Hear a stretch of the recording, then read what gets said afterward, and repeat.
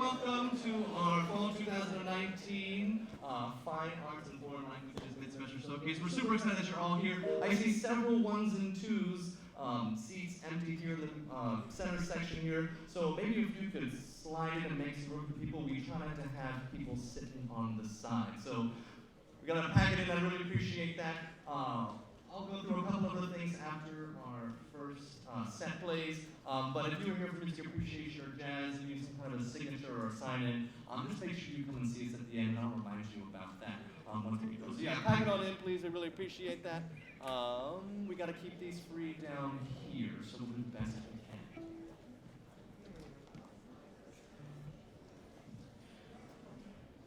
Good evening, ladies and gentlemen. My name is Adrien Ray. I'm a faculty member here at Wake Tech Community College in the music department, the fine arts department.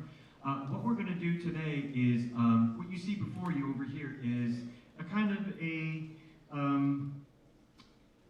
sort of the kind of jazz group you might see if you go out to a club around town. It's a small little quartet made up of myself on piano and saxophone, Jason on guitar, Brandon on drums, and Steve on bass. What we're going to do today is play 3 songs. And what we did is we chose 3 songs, Take A Train by Duke Ellington, which Jason's going to talk about a little bit. Then we picked something that's not considered a jazz song. We're going to make it a jazz song, and that's the Godfather theme. We're going to play it as a quasi-tango kind of thing. And then another thing too, we're going to play Mr. Magic by Grover Washington Jr., which is kind of in a funk, kind of a groove, kind of funk vein. Interesting thing, and this is not untypical for a group. So for instance, all of us here have never really played together, have we? No? But that's okay, because we're all jazz musicians, and as jazz musicians, we understand the language of jazz. So even though we've never played before, what we're going to do is throw some of this stuff together kind of on the fly. And it won't sound like we've been doing this for a long time together. And that's one of the magical things about a group like this in jazz. So without further ado, I'm going to hand you over to Jason. Jason's going to talk a little bit about Take the A Train. Good evening. Just going to mention a couple of things about Take the A Train. There are a lot of my 112 jazz history students that are here. This is a piece that comes in right at the end of the 1930s. So right around, you can start thinking about the things that are happening at this time period, right before the onset of bebop coming in. And we've got this piece written by a man named Billy Strayhorn. He was kind of an up-and-coming composer. You may not have heard of him so much as his contemporary Duke Ellington in the arrangement we're going to play tonight.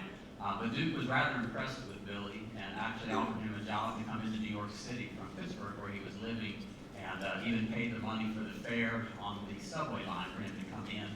And as Billy got on the subway to come in, he started thinking about writing a song. And the directions that Duke had left him to find his house in Manhattan there simply started with Take the A Train.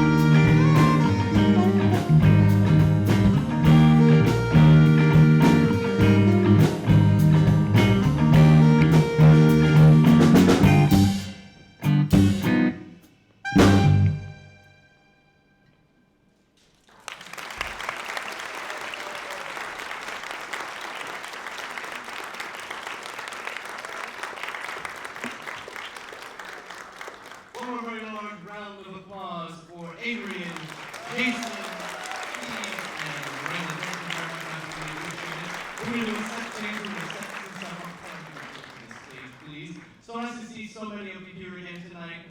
My name is Dr. DeMar, also the fourth, and I'm on the music faculty here at Wake Tech. We have a number of things in store for you this evening. Just a couple of house rules as we move forward. First thing we really ask is that you silence cell phones and such things. There won't be a time at the end of the concert where you can take that concert selfie with all of us. There's an emergency, obviously. We ask you to step outside using that door. Otherwise, let's see what we got here. If you have a small child that needs to be soothed, we also ask you to take that outside as well. Never know. I think that's probably about all I need to do. To tell you a little bit about our next piece, we're going from jazz to American contemporary choral music. The next piece is called Glow by American composer Eric Whitaker. He's a California-based composer and was most recently appointed the composer residence for the LA or Los Angeles Master Chorale. Over 100 works, mostly choral in nature. He has a contemporary yet accessible sound. This particular piece is for piano, choir, and a string quintet. We have two violins here. We have his bigger brother, the viola. We've got on the small stake right there, we've got a cello or violoncello, and we've got a big old double bass here. This takes place as part of the World of Color Winter Dreams. I know we don't quite have winter weather yet, but it's coming, and we really hope you enjoy this next piece. Thank you.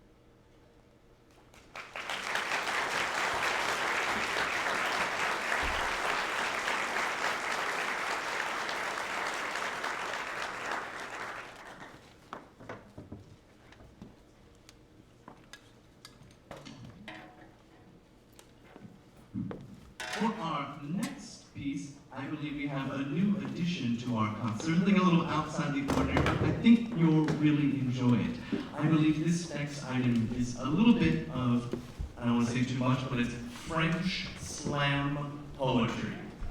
How many of you have ever heard that before? Okay, maybe you, maybe. This is called Avec eux, or with them, and your program featuring Miss Yasmin and student, and I think some electronic music by a student that's not here this evening. So, give us a couple minutes to set up, we'll be right with you. Thank you.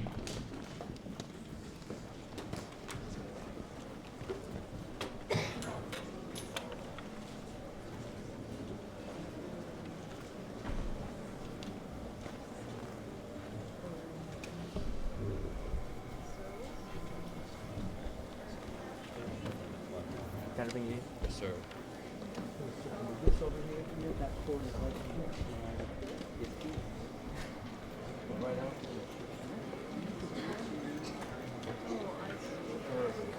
We'll bring it right over here. Come over. Okay, good.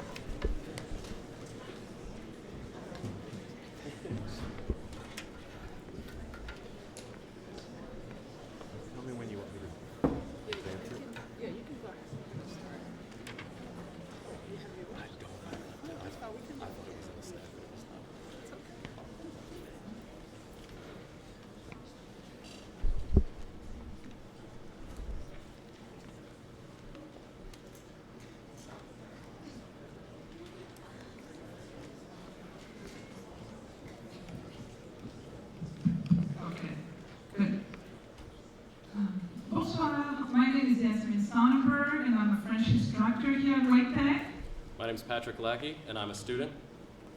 Today we're going to perform a slam. A slam is rhythmic poetry with music. And the music we're going to use today is by a student here at Wake Tech, jamming Kodak. The artist is Grand Corps Malade, and you can see his picture behind us. His real name is Fabien Marceau. He was born in 1977. He's 42.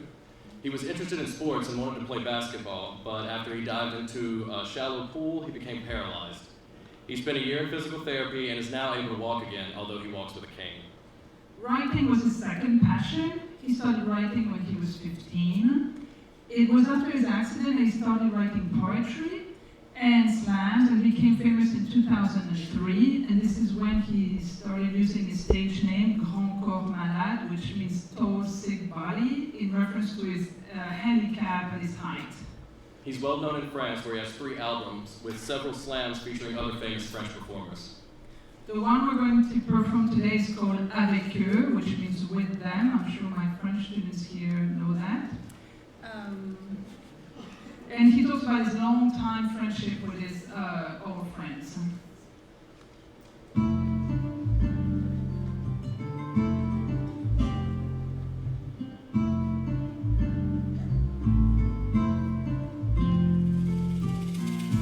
On s'est connus à l'école, en colonie ou au sport. On s'est jaugé, on s'est parlé, c'est petit début qui va de l'or. La vie a fait qu'on s'est revus, l'envie a fait qu'on est resté ensemble autant qu'on a pu, sentant que ça allait nous booster. On a su dès le début qu'il y avait quelque chose de spécial. Les lascars m'ont convaincu que leur présence m'était cruciale. Alors on s'en souffle dans le dos pour se porter les uns les autres. On s'est compris sans même s'entendre chaque fois qu'on a commis de fautes. Et puis c'est en équipe qu'on a traversé les hivers et les étés ensoleillés, les barres de rire et les galères. Ils sont devenus indispensables pour chaque histoire à ses héros. Ils sont devenus mes frangins, mes copains, mes frérots. On forme mon bloc de l'intégrité se pratique par moitié. Et je reste entier aussi parce qu'ils m'ont jamais diminué. À cause de cette cité, ils m'ont bien ouvert les yeux pour éviter des pieds jaloux, des jaloux en vue de nos jeux. Je n'aurai jamais assez sali pour raconter tous nos souvenirs. Ils ont squatté dans mon passé et seront acteurs de mon avenir.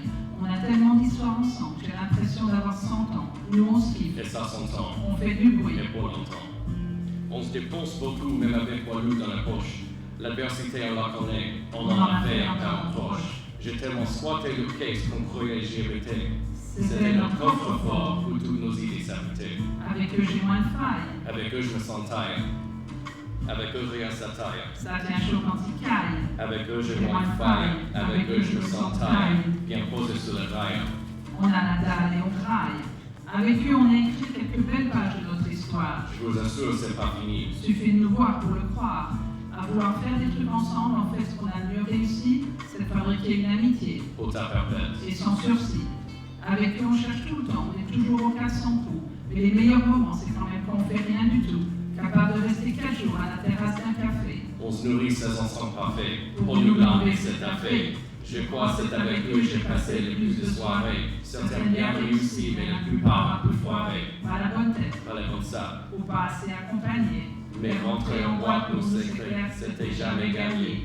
Entassé dans une voiture, avec la musique qui sort des fenêtres, à la recherche dans tout Paris d'un pauvre endroit qui nous accepte. Ça finissait à 3 heures, à Montmartre. Avec le très bon côté. Des doigts congés et l'huile qui coule sur nos vieux jeans tous salopés. Il faut que je le précise und tout grand corps avant qu'on en quille. Bien avant qu'on se mette en tête une faute au monde ou qu'on se paquille. On avait un drôle de mollo qui faisait détailler les filles. On était des boules de bowling perdues sur des pistes sans quille.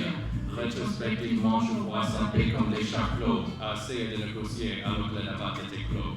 Le présent m'est essentiel. Elle aide à se tenir debout. Nous rêves qu'on joue un pluriel. Quand je parle de moi, Je dis nous.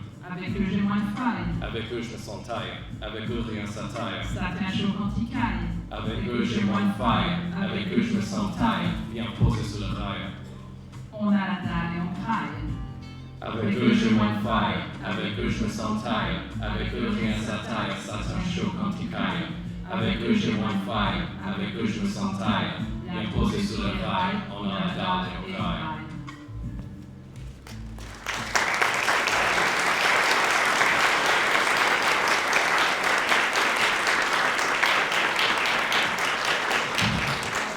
Wow, thank you very much. That was incredible. We're going to change scenery again. Our next piece is going to be prefaced by a short speech contextualizing Renaissance Spanish secular music, as well as a special treat. We have Flamenco Carolina, with 2 dancers and a guest guitarist. So Spanish faculty, Dr. Pauline is going to speak first, and then we're going to get the choir up here and we'll do some dancing and some singing for you. Thank you very much. Yes, thank you so much, Dr. Neal, for having me in here to just give just a tiny bit of context, as quickly as I can, for both the villancico that we'll be hearing tonight, Rodrigo Martinez, sung by the Wictec chorus, and Flamenco Carolina's flamenco dance. So the villancico, we'll start with that. It's a very, very old piece of music, more than 500 years old. And we, the artist, the composer who wrote it, we don't know who that person was, and it's also incomplete. But we do know that the composer would have been quite sophisticated, very well educated, would have known a lot about music. And there's a refrain that is catchy, easy to sing, and there's also some stanzas that repeat, because the idea behind the villancico, especially this particular time period of the genre, was that it would be a village song, villancico, to be sung, or at least imagined that it would be sung by villagers going about their daily business in the town. And so they would have been singing about celebrations, festivals, livestock, also life in the country.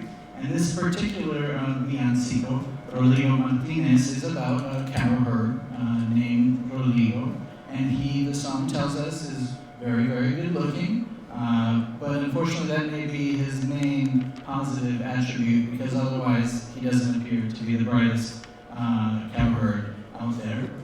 He, as the song says, he gathers his cows and takes them down to the river to drink, and then the cows enter the river and then they float away down the river. He whistles after them and they don't return. Well, listeners to the song would hear, right, that these aren't actually cows, but geese who have floated away, and he's essentially lost his herd somewhere, who knows where.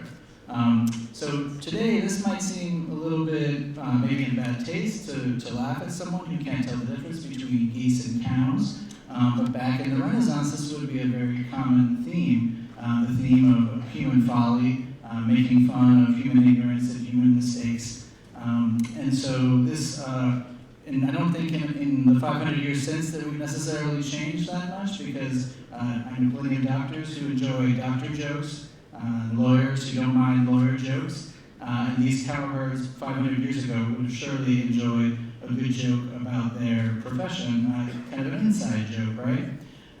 So that's the villancico, very, very old. Flamenco is much younger compared to that. It's a little more than 200 years old and was danced, first of all, and considered to be the most authentic form is the Romani people who used to dance it, and still do, in southern Spain, with a mix of other ethnic groups that also influenced it. But they would have danced it with a great deal of improvisation, movement in the hips, there's very expressive arms, and emotional gravity is really, really important. Emotional seriousness, kind of outpouring of emotion, and also the expressive arms, which I already mentioned. So there's that improvisational style, but then nowadays, and in the years since it first developed, there's a professionalization of flamenco that's come about. There's a lot of virtuoso elements that have been added. So you'll see the dancers' arms will sometimes curl around their body or around their head. The steps can be lightning fast. There's still the stamping of the feet and the clapping of the hands, which are, the stamping of the feet is not tap dancing, it's a different technique altogether, but it's meant to keep the compás, the rhythm of the dance. And then the body is even tighter, and the proud bearing that the Romani dancers would have had is still there as well. One important detail that might distinguish flamenco from ballet, with which I imagine most of you are somewhat familiar, is that strength in ballet dancers comes a lot of time from youth, but in flamenco, it's actually preferable and advantageous to be in your 30s up through your 50s and into quite older age, in fact. And so the best dancers are often thought to be older because they've lived, right? They've had some difficult times, they've made some mistakes, and so because of that, they can rely on that emotional memory to drive that emotion out and have it present on stage when a younger dancer might not be able to do that.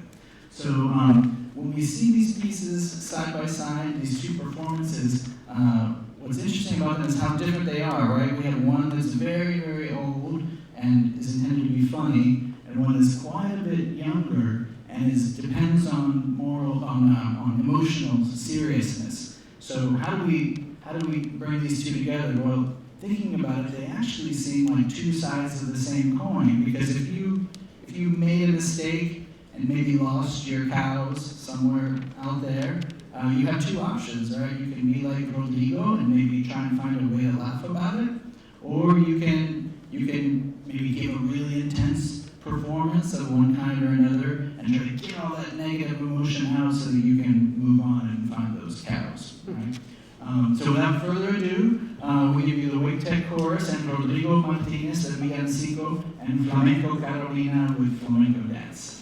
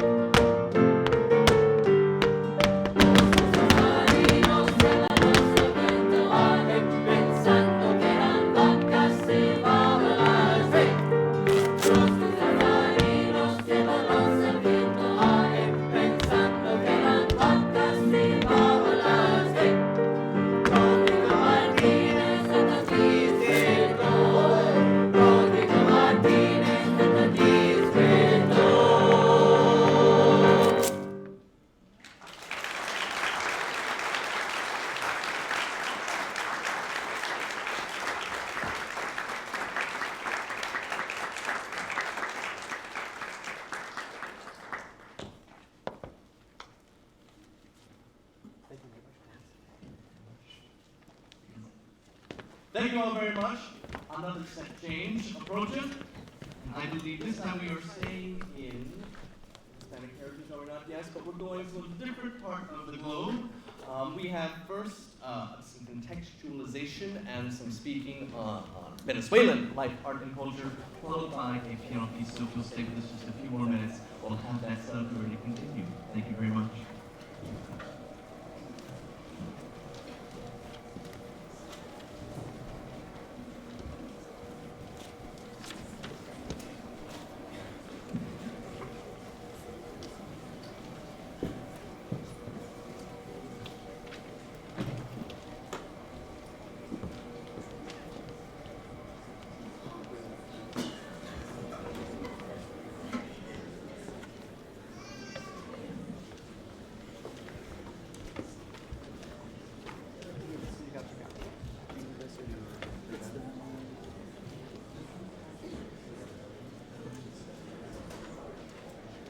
Got what you need?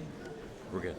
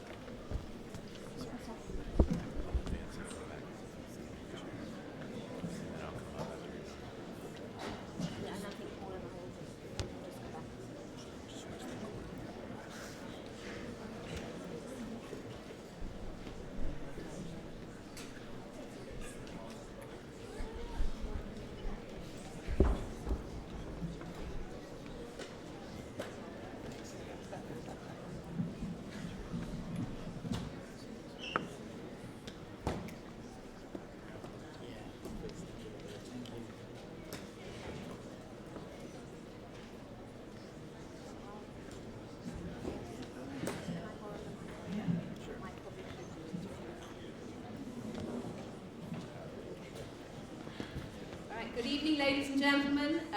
This set is bringing you to the country of Venezuela and some creative artists that come from that part of the globe from the end of the 19th century into the 20th century. Teresa Carreño was born in Caracas in 1853. Her grandfather was a composer and her father an amateur pianist. Teresa was a child prodigy and began piano lessons with her father from a very young age. In fact, by the age of 6, she had composed a number of short piano pieces.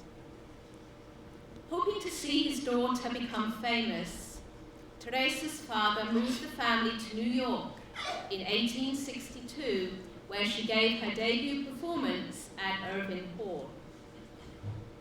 What I find really interesting about this time, when obviously she was just so young, was the fact that in 1863, she was just 9, Abraham Lincoln invited Teresa to the White House to play for his family.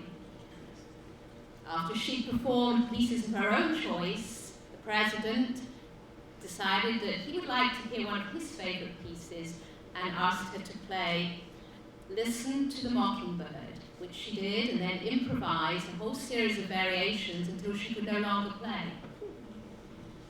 Historically, during this time, it was traditional for many Venezuelans to migrate to Paris. Therefore, the next step for the Carreño family was to journey to Paris. On March 31st, 1866, they set sail on the steamer City of Washington. Early on, the steamer hit a sandbank, and 2 days later, the boiler cracked. Therefore, the ship went under sail, and I imagine it looked very much like the picture that you see here on the slide. Stormy weather, with high waves and tipping decks, caused the rudder to break away, and the boat was left to weather the storm until rescued. Teresa calmly reassured her despairing mother, "Don't cry. We shall arrive safely, I am sure." "But how do you know, my child?" her mother asked. Teresa replied, "I don't know it, I feel it." Eventually, the passengers were rescued by the steamer Propontis, and after being hauled in barrels onto the new ship, They were transported to Liverpool. The Creno family arrived in Paris in May, where Teresa won the hearts of the Parisian aristocrats through her performances in various salons. Most of her 40 piano pieces were composed during 1860 to 1870, and they were published in Paris. They include the piece I will perform this evening, Un rêve en mer, a dream of the sea. This was published in 1868, a couple of years after her dramatic journey across the Atlantic Ocean. Did the journey inspire this composition? Maybe. There is the drama of the waves, the calmness of Teresa, and a peaceful conclusion.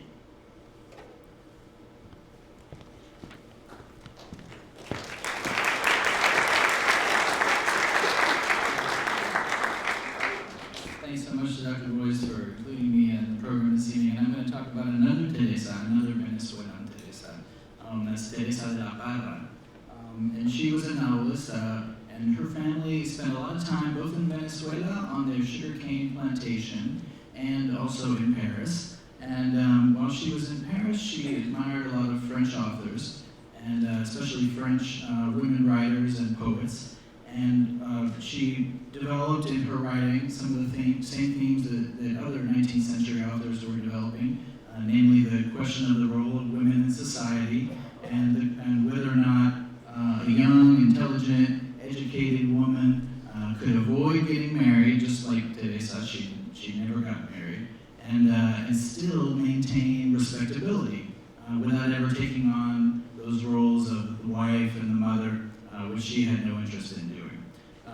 The novel that she published, I'm going to be reading a little tiny bit from tonight, is from 1929. It was published in France because to have a feminist consciousness in your writing was highly controversial in Venezuela under the patriarchal dictatorship that was going on there at the time. So she had to publish her novels in France. And in this particular novel, there are two main characters. There's the narrator, who's quite young, and then there's an older woman at the other end of her life named Mama Blanca. And Mama Blanca communicates her memories and life lessons, things that she's learned to her young apprentice. The context for this particular conversation is actually the piano, and that Mama Blanca is giving lessons to her young student and telling her what the piano has taught her about life, especially the role of women, marriage, and education. So I think that this pairing is quite natural of these two Teresas. The one thing I will say is maybe not quite as natural is the fact that I'm going to be reading the piece because I'm not a young woman, and especially the fact that this is a feminist work. It's important to acknowledge that, and I hope that you all will be generous and overlook that difference, that dissonance in the performance tonight. Without further ado, we give you Teresa Carreño and her Un rêve en mer, a dream at sea, and Teresa de la Parra, Memorias de Mama Blanca, Mama Blanca's memoirs.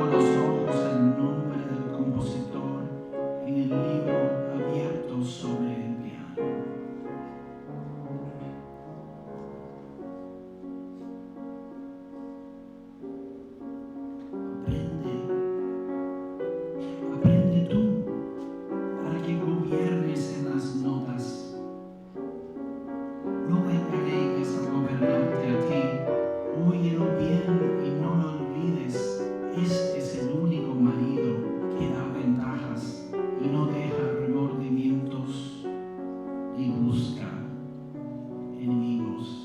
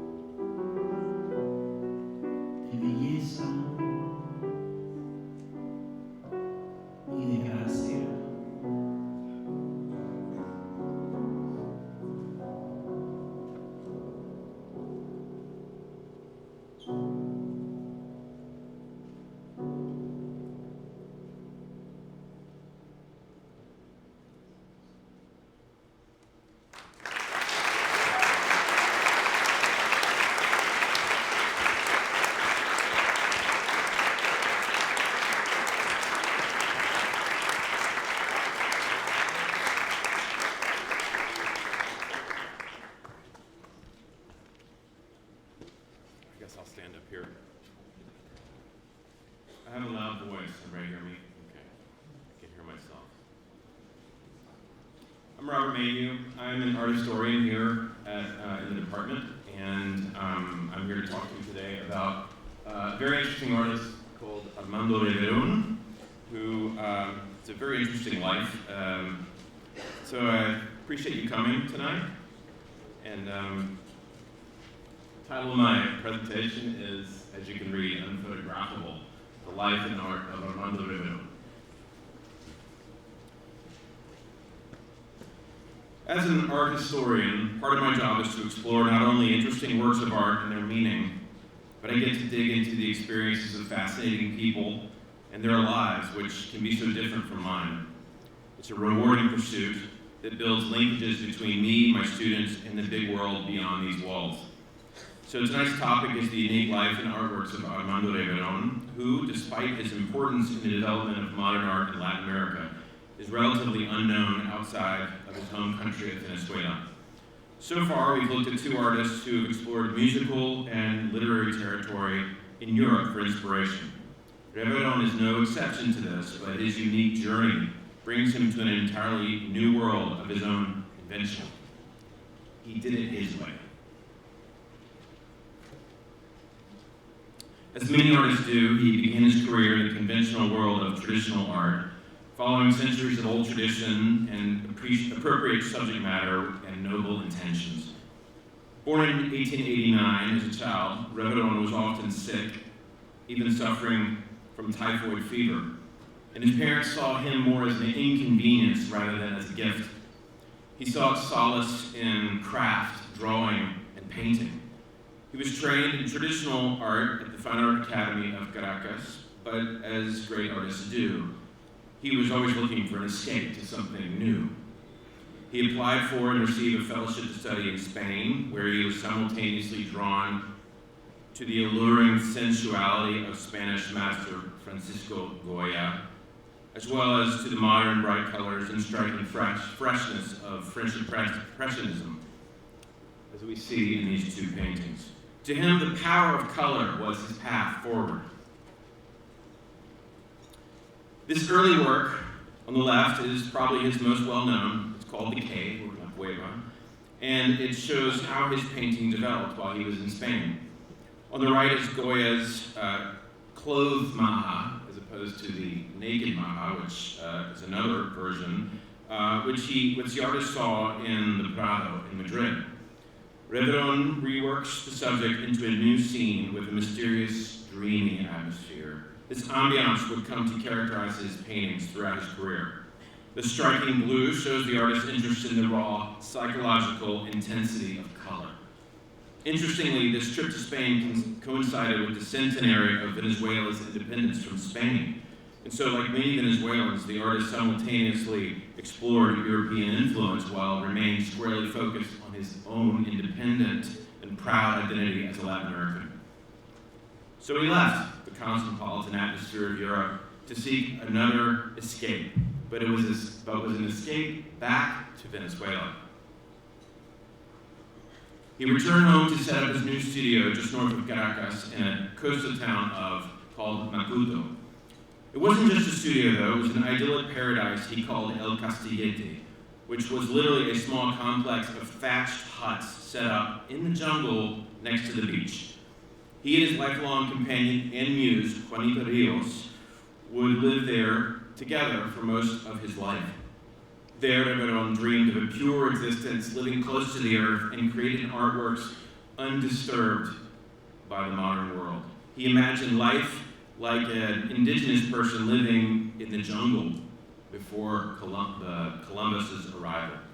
And like his change of place and time, his artwork shows this move to the elemental and primordial.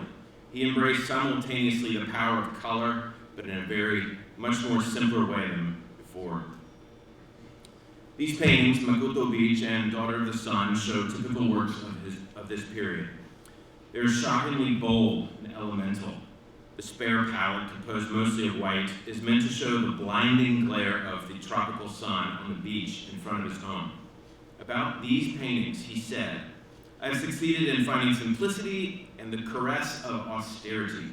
I have been able to become familiar with the light. I am here because I am committed to the light." Let's go one step further. You will see, looking closely, the texture of the fabric on which these artworks are painted. They are in fact on burlap bags, which certainly was not the canvas that traditional artists painted on, but the cheap material also evoked the hardworking laborers and fishermen whom he so admired. These paintings, which I attempt to show you here, were once called unphotographable by a critic because of their intense nuance, vagueness, and physicality. The photo just doesn't do them justice.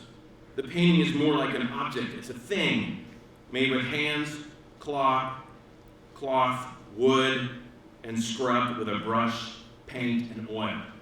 With it, Rivera explores the very limits of what a painting can be, or should be. Is it even a painting, or is it a sculpture? Is it something in between? To be frank, Rivera was not an artist many people understood. His artwork moved from realism to abstraction, and his personal life moved from modern to primitive.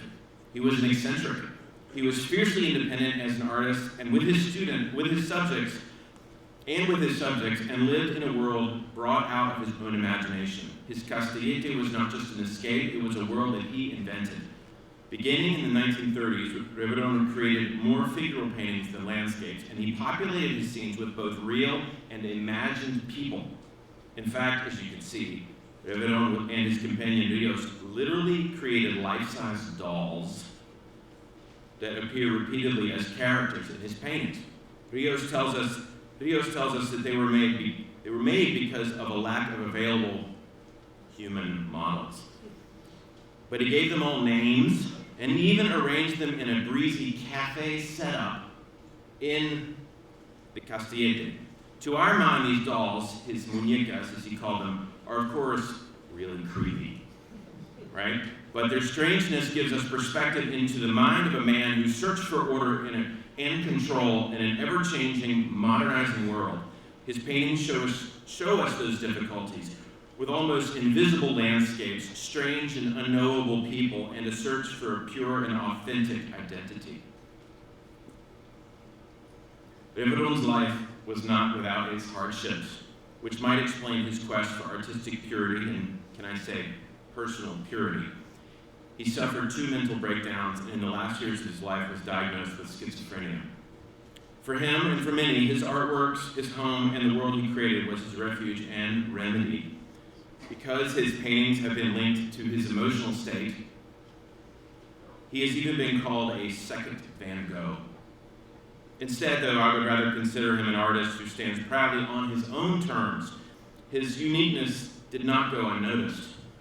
The year before his death in 1954, he was awarded Venezuela's National Prize for painting, and in 2007 was the subject of a major exhibition at the Museum of Modern Art in New York City.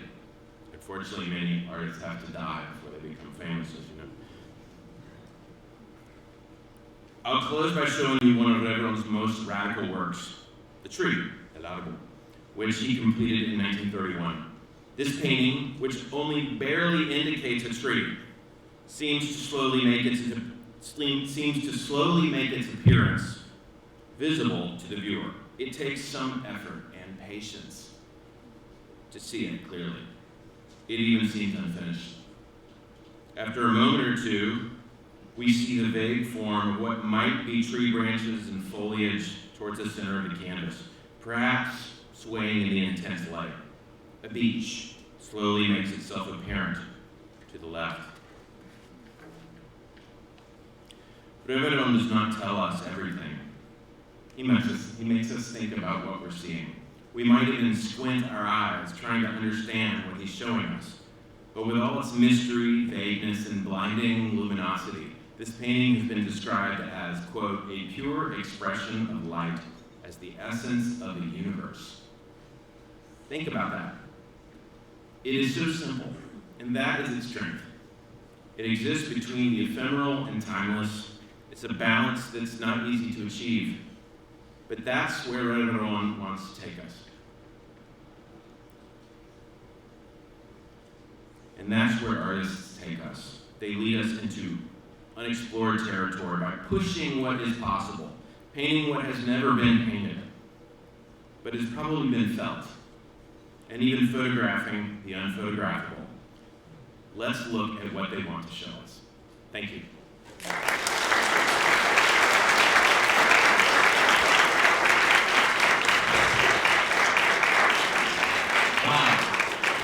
Some pretty incredible stuff tonight, folks. I hope you're really enjoying yourselves. We have but one more thing to do for you before I call the choir stage. Remember, can we do a house full for a second? Music appreciation students, jazz students, now is the time. Please take your cell phones out. Grab that selfie that you need for your concert report if you need that concert report. I will wait so it looks official. I'll leave them for number 1 so you can tell me. All those people that left early, you can get that credit. But you all stayed. So you can say, this occurred at the end of the concert because I'm holding up the number 1. Holding up the number 1. Everybody got that? Good thing to get yourselves in it too, yeah? You gotta have yourself in it, you gotta have me in it too. Oh, this place is lit up, y'all. Excellent. Thank you all very much. I really appreciate it. Choir, would you come on stage, please? As the choir is getting set up for our last piece, just wanted to take a couple moments to thank a number of people that have made this evening possible. Thank you all to our faculty, collaborators, and certainly to our many guest artists that were here tonight. Certainly thank you to the students who put a lot of time and effort. Just so y'all know, choir is a 1 credit hour class that meets twice a week. So we put a lot together in approximately 16 hours worth of work. So I hope you really enjoyed what you've heard tonight.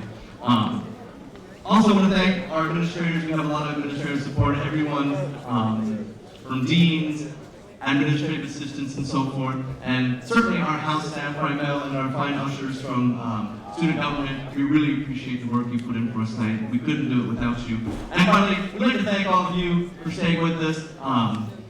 We couldn't have these shows if nobody came, so we really appreciate it. If you like what you see in here, we do have another concert this semester. December the 5th, we'll do a winter concert, which will include more music and probably a little more surprises as well. So, our final piece tonight is called Make Them Hear You, a piece of American musical theater written by a composer named Stephen Flaherty. He's best known for musicals called Once on This Island, Seussical the Musical, and something called The Man of No Importance.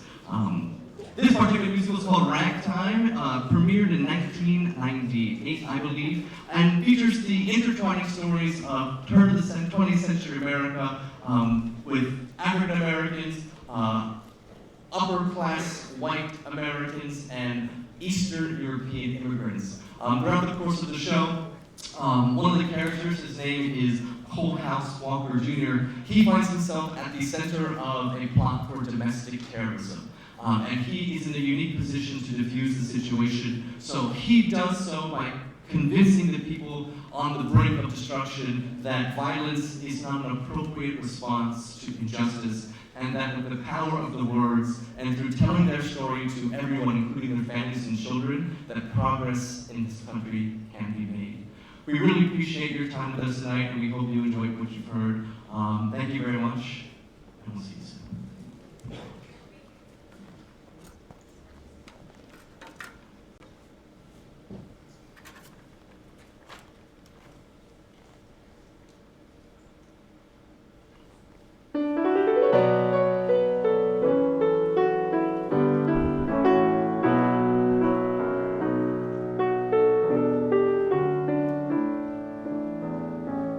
Go out and tell our story, let it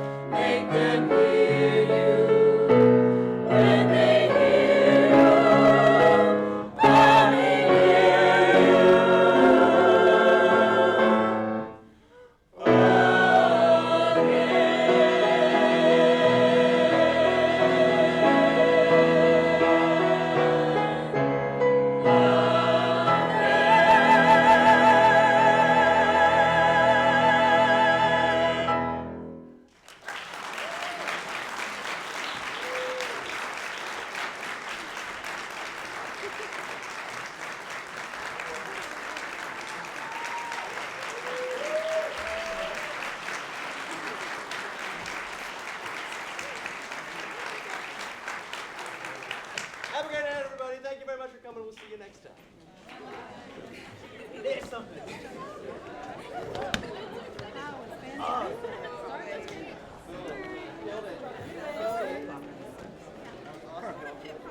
No, we're taking us up tonight.